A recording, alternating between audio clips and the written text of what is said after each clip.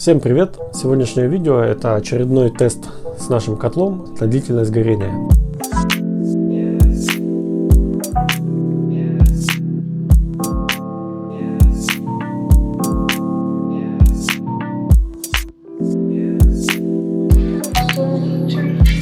Что происходит?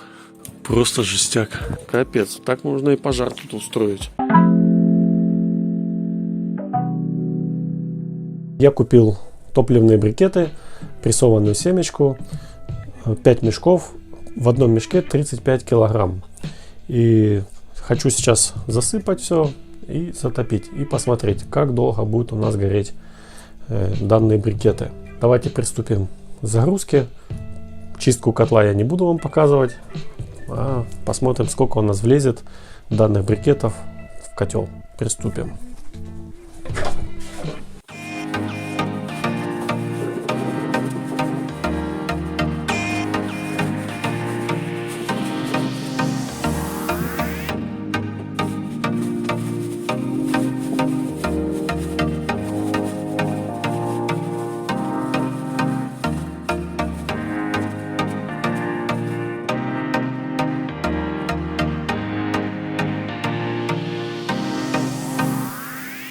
Итак, мы загрузили полный котел брикетами. У нас зашло сюда 3 мешка брикетов. Это в каждом мешке по 35 килограмм. Итого 105 килограмм сюда зашло. Почти столько же мы засыпали, мы 90 килограмм угля засыпали на предыдущем тесте. Разжигать мы данный котел будем предметами искусства, которые нам любезно предоставили наши друзья. Сейчас мы зажигаем и будем наблюдать. Какие у нас показания? В бочке у нас в теплоаккумуляторе сейчас 40 градусов вверху, и внизу у нас на обратке где-то 35 градусов.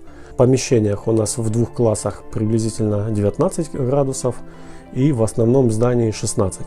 На улице у нас сейчас 0, где-то +1, на ночь обещают -4. Те же показания, как и были в предыдущем тесте с углем. Ну, приступим к разжигу.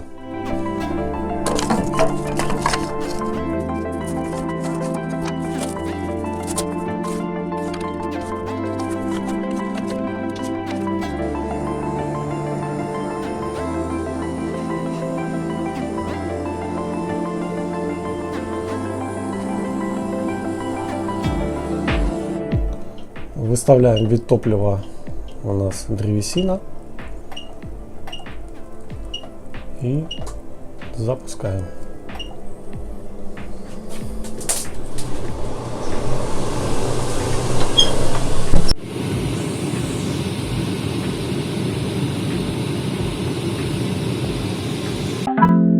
Пришел спустя 4 часа после того, как я затопил. На котле 76.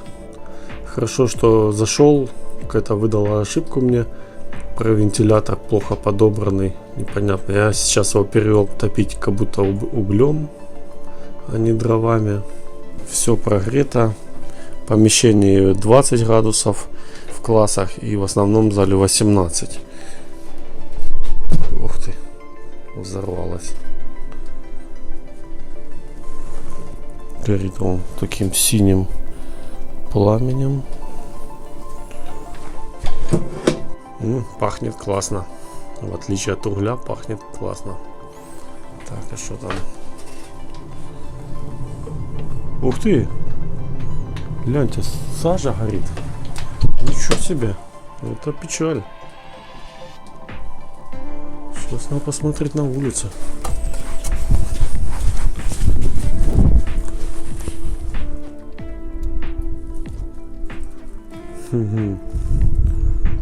Вот это да.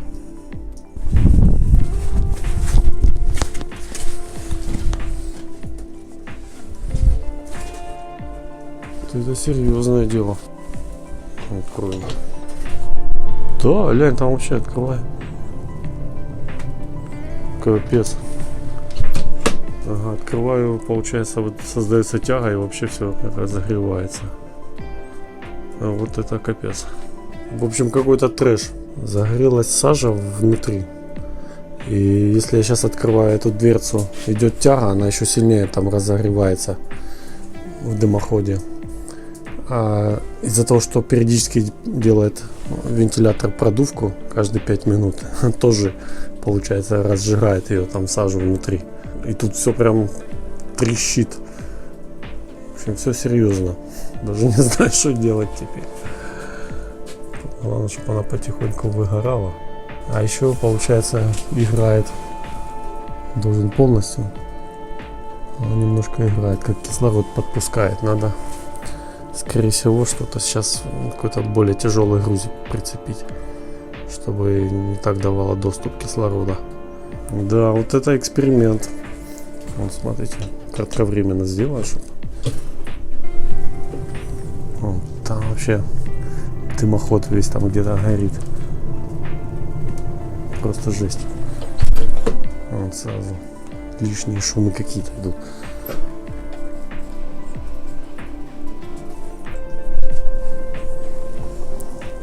Ну а тут вроде как бы тлеет все. Надо, чтобы все было плотно закрыто. Сейчас увеличил температуру на зал, чтобы скинуло избыток тепла с емкости и со всего. Надо понаблюдать сейчас.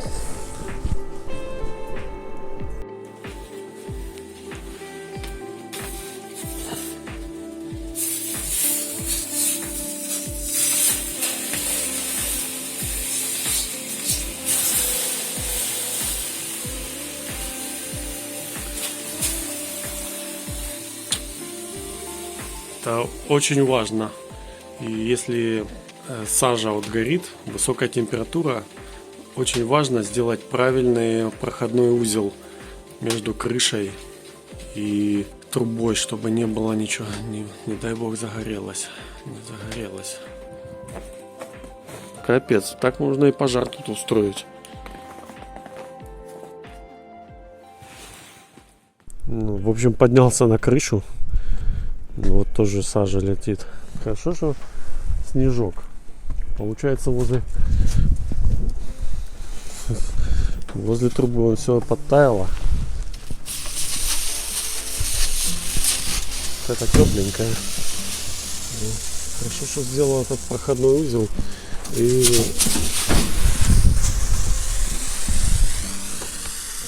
здесь именно не касается хоть труба крыши нашей, потому что вся труба горячая.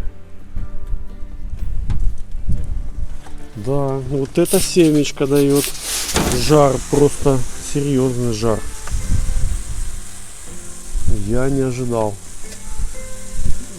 Это все, что оно с углем сажей обрастало, а теперь с помощью семечки просто всю трубу почистила. Ну, надо контролировать такое. Даже антисажа, которую я применял, нифига не помогла. Короче, если я открываю, сейчас даю тягу. Вон, что происходит. Просто жестяк. Итак, следующий день. Прошло у нас 16 часов после того, как мы затопили наш котел. В емкости у нас показывает 40, почти 50 градусов. На обратке поступает уже 36. Здание прогрето. Все отключено. Клапан наш сработал. По котлу. Смотрите, какой он белый. Все тоже прогорело. Прогорело, наверное, еще где-то часик назад. Но, в принципе, если так судить, у нас, когда мы растапливали, было 40 градусов. Еще 10 градусов запаса в емкости, то будем считать, что еще там 17 часов приблизительно хватает этого тепла на 17 часов. Температура была очень высокая. Вчера интересная такая сажа получилась.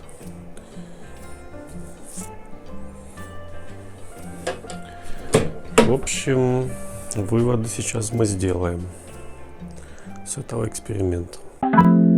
Подведем итоги. Один мешок брикетов, это 35 килограмм, стоит 220 гривен. Мы засыпали сначала 3 мешка, это 105 килограмм или 660 гривен. В предыдущем тесте мы засыпали уголь, и у нас он горел 36 часов. И засыпали мы 90 килограмм. Сейчас уголь подорожал, и выходит 90 килограмм, это 540 гривен. Чтобы на брикетах 36 часов отработал котел, то нам нужно 5 мешков, а это 1100 гривен. И того выходит, что разница почти в 2 раза. Мы сделали вывод, что наш котел, конечно, лучше топить углем. И сейчас есть, у нас уже заканчивается этот хороший уголь, это марка DG. Мы хотим купить дешевый уголь, там 3500 за тонну, и посмотреть, как он будет гореть. В принципе, я думаю, должно все быть тоже хорошо. Конечно, нам нужно сделать поправку на то, где мы живем. В нашей области много шахт, из-за этого и уголь дешевый, и им выгодно топить. Если, например, вы живете на Западной Украине, то там сложнее достать уголь.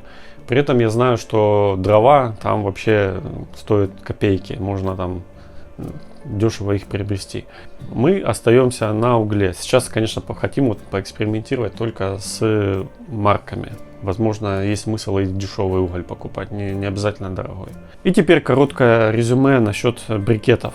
Мы, конечно, ими топить не будем, но есть смысл, я думаю, протапливать периодически, чтобы прочищать наш дымоход. А именно как основное топливо невыгодно. И обязательно обратите внимание, вот этот тест как раз и показал, что очень важно, чтобы проходной узел, именно крыша и там, где проходит дымоход, не было никаких горючих материалов, чтобы ни в коем случае ничего не возгорелось. Потому что даже наружная труба, сэндвич, вроде бы должна быть меньше температура, но снег таял, кипел, то есть больше 100 градусов точно температура есть.